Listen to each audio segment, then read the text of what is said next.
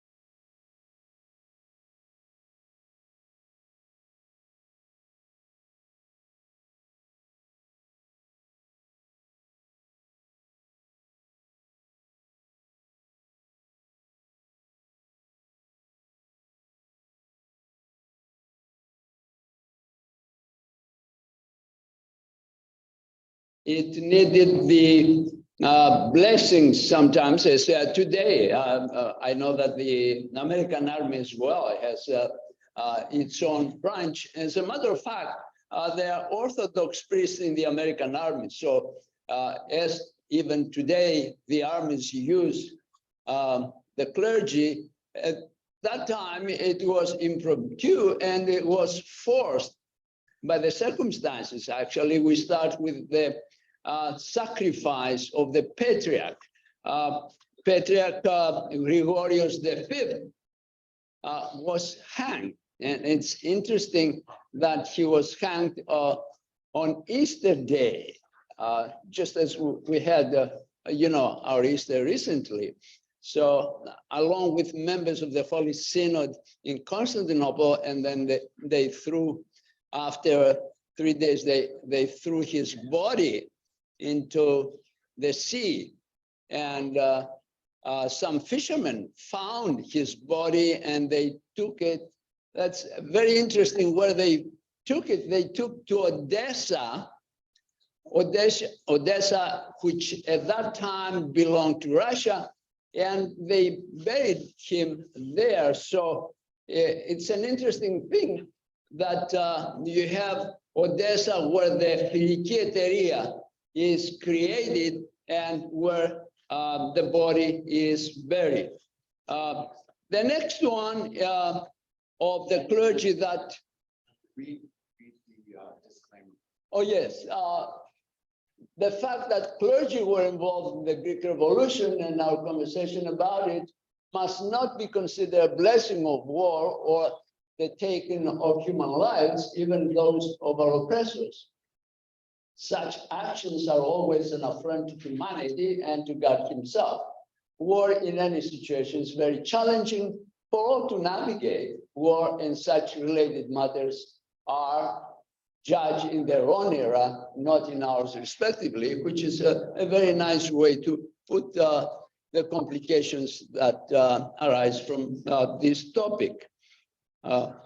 So the next thing I want to talk is that along with the patriarch, we had some bishops that they were hanged by the Turks, and that was the Archbishop of Athens at that time, Dionysius, had the same and we have one other bishop, the Bishop of Salona, who participated in some of the battles there, and he had the same ending. He was killed by the Turks, and as a matter of fact, they put his head across from Athanasius Diakos, who was another member of the war, so that they might make Athanasius Diakos change his mind and become a Turk, which of course he didn't, and he was killed as well. Oh, well, here is Filkieteria, as we discussed before, was based in Odessa at that time, modern day Ukraine, at that time was Russia. A group of Greek businessmen, there were three Greek businessmen that created from different parts of Greece that created the Filkieteria. And it's much like the Sons of Liberty in the American colonies, and hatched the plans of the Greek Revolution, as we said, about to revolt against the Ottomans, who ruled the Greek territories for over 400 years. So here we have Odessa, and Odessa, of course, is today's in the news today.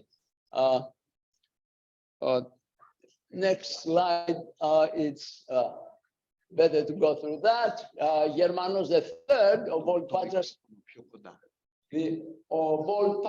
was the Orthodox Metropolitan who raised the flag of the Greek Revolution in Lavra on March 25th, 1821. Here you see Germanos III. By the way, he was a nephew of Patriarch Gregory V. So this was March 25th. For historical accuracy, the revolution started on March 23rd in Kalamata, but this is the official day that we take today, because it coincides with Evangelis Mostis and it takes a different symbolism. All right, let's see the next one. We have the next. Okay. Here you have Papa Fleses, deacon revolutionary leader, as I said, before we had Athanasius Diakos and Bishop of Salona. Papa Fleses was a deacon, went to Constantinople, came back as a member of the secret society Filkieteria, and when the revolution had serious problems with the coming of Ibrahim Pasha from Egypt, Papa Fleses was the only one that faced him. He started with 1,000 men, then became 600, and some left even from 6. At the end, all of them more or less died there, and Ibrahim asked to find him. They found, and he put his body against a tree, and he kissed him, and he said, if I would find 10 people like Papa Fleses, I wouldn't be able to take Peloponnesus. So that's Papa Fleses. A controversial otherwise, as a person in his personal life, he was not a holy person. And Battle of Kalamata, as we said before, it started on March 23, but the official blessing was on March 25th in Kalavita, Lavra, and that's what we learned at the Greek school. So here we are. The Battle of Kalamata took place on 23rd between the Greek irregular revolutionary forces and the Ottoman forces of the city. Greek independence heroes called Petronius and Kitaras, the Turk leader Petros Petropis or Petros Mavromichalis, the warrior priest Papa Fleses, and 2,500 rebels liberated Kalamata in the first major battle of the War of Independence. Here you see Kalamata when revolting. Okay, what's the next one? Oh, we already spoke about the patriarch. We mentioned all this on Easter Sunday, the reigning patriarch Gregorius, who was formerly accused and then, was condemned to sentence to death. And we said all these things. His death fueled the people's desire for the revolution. That is very true. An interesting detail is that both Gregory, Patriarch Gregory and Palom Patron Germanos, they were coming from the same small city in Arcadia, which is Dimitsana, which produced 5 patriarchs. Okay, and here we are in the Battle of Baltezi. On May 6, 1821, the Ottoman forces of Tripolis first raided the Greek base in Baltezi. Battle was between the Turks and Albanian forces, 5,000 versus 2,300 Greek revolutionaries. In the end, the Greeks won a decisive victory.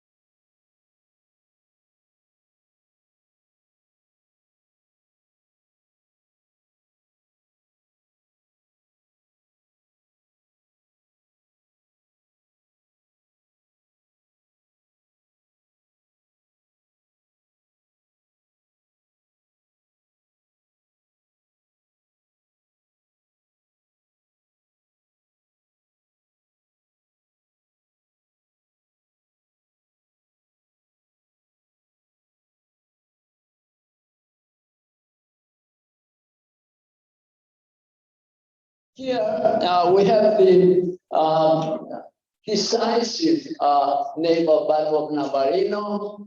By that time, we said at the end of 1857, the great powers, France, England, and Russia, had warned the Sultan to stop killing the Greeks and stop the revolution.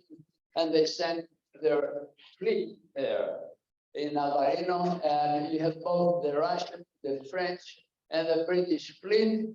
An accidental naval battle took place that was not planned.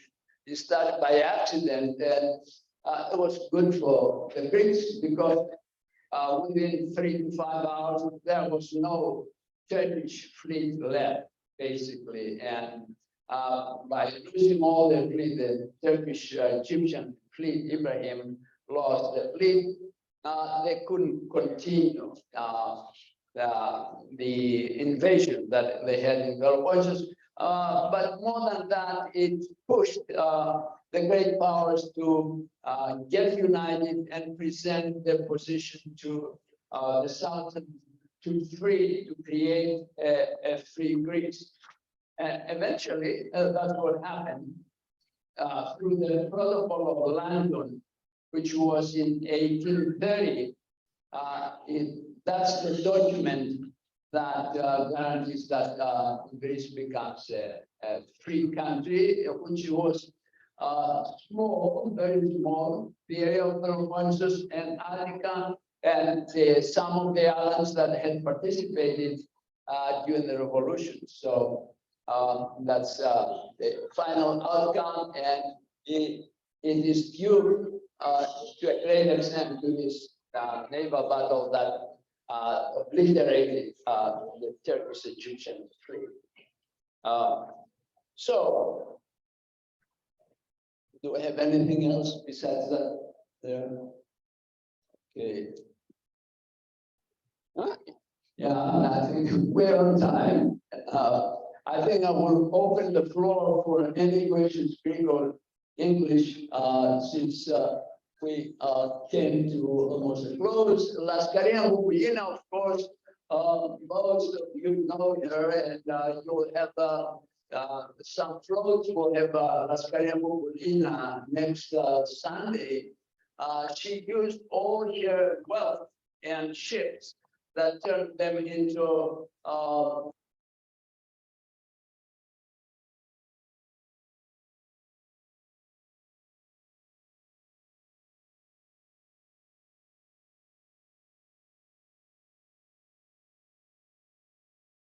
and that saved basically Greece. When the war started, the Greek ship owners were flushed with cash. They had a lot of money.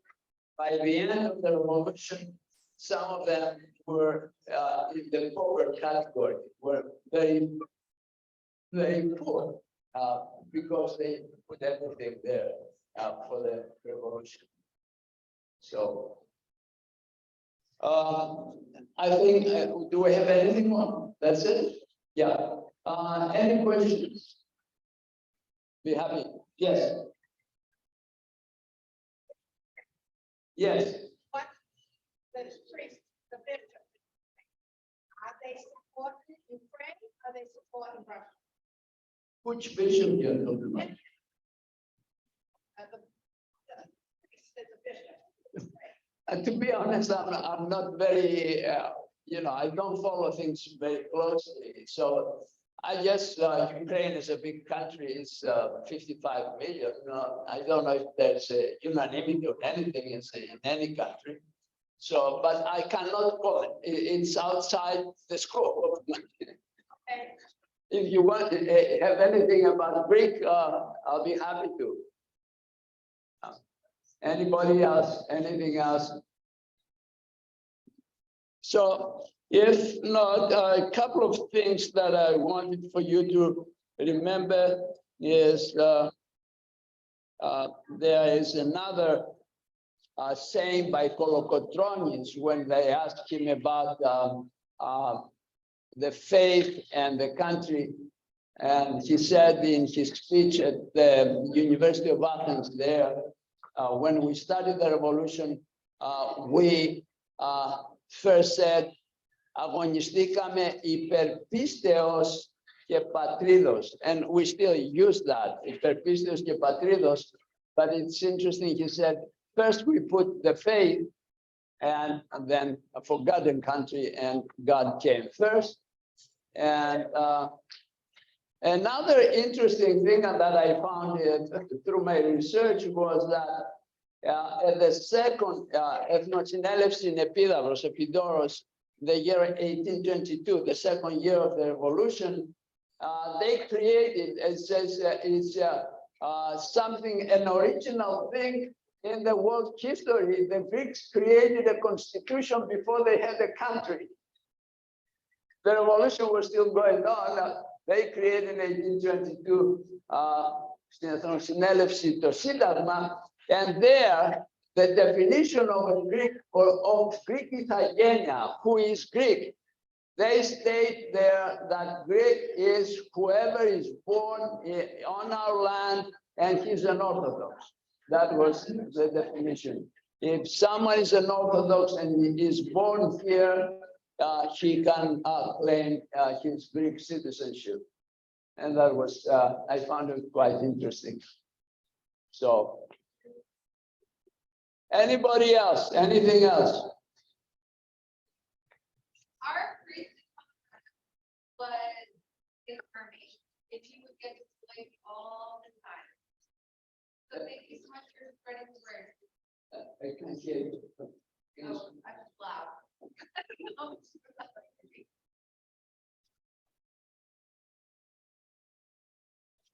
My husband, no, not really loud. My husband's active duty army, and our priest in Colorado, who we were stationed there, was also in the army. He would get sent all around the world. So thank you so much for the work. Thank you. That's interesting. Very interesting. Yeah. Do you have anything yourself? Any question?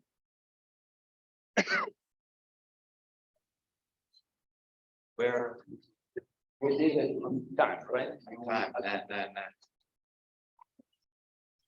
So my next question is, the Greek Revolution, Okay. how many, for how many years did the entire revolution last? Well, it started, as we said, on March 23rd. The last battle was the Battle of Petta in outside of Baghdad, and that was in 1827. Along with that was the end of it, and then it was paperwork, well, yeah, except that way, yeah, 6 to 7 years. Of course, you didn't have massacres like the massacre of Chios every day or battles every day, but I think like that. And from 1827 to 1830 is the legal process actually for the great powers to agree how big would be the new country, what is the status of the new country, will be under tutelage of the Sultan, it will be totally free and all this, and there you have Ioannis Kapodisios that takes over and becomes the governor and helps the situation. So now we're going to do the 3 top questions. Έχουμε 3 ερωτήσεις. And there's a $25 cash prize. So let's go to the first question. All of you have a little piece of paper. The first question is, well, let's go through the questions and then I'll thank Professor. Where was the secret society, which was the organization outside Greece? Where was it originally based? Is it answer number 1, Spetses, an island in Greece? Answer number 2, an island in Kalamata? Or answer number 3, Odessa, which is current day Ukraine, or formerly back then Russia. So please write your answer on a little piece of paper. Γράφτε την απάντησή σας στο χαρτάκι. Μην το φωνάξετε. Don't shout the answer. And we're going to collect the papers, put your name on it, put your name on the top of the paper. Okay? Okay, question number 2. Is everyone done? Question number 1. Okay, we've been on to question number 2. Question number 2, which was the first decisive battle of the Greek Revolution? Was it the Battle of Valdenzi, the Battle of Kalamata, or the Battle of Navarino? Please write your answer. And 1, 2, or 3. Next to numbers 1, 2, or 3. Maybe I should have used letters. And then we will gather the information. Write your name at the top of that little piece of paper. Γράψτε την απάντησή σας εκεί με το όνομα από πάνω. Okay, we're moving on to the last question. Everyone On track, everyone okay?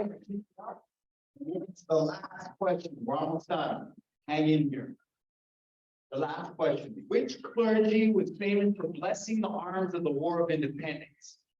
Was it Germano III, Papa Plesas, or Gregorio V? Germanos III, Papa Plesas, Gregorio V. Write your answer right next to number 3 in the little piece of paper. Make sure your name is at the top. That's it. Last question, okay. Obrigado, somebody seems that everyone wrote your answers on a little pieces of paper. Okay, I'm gonna come around and collect them and we'll determine who the winner is. I'd like to thank Okatiyidis. I want to thank Dr. Aristotle. Michopoulos for coming today and giving this lecture. Okay? I so proud of you. Well,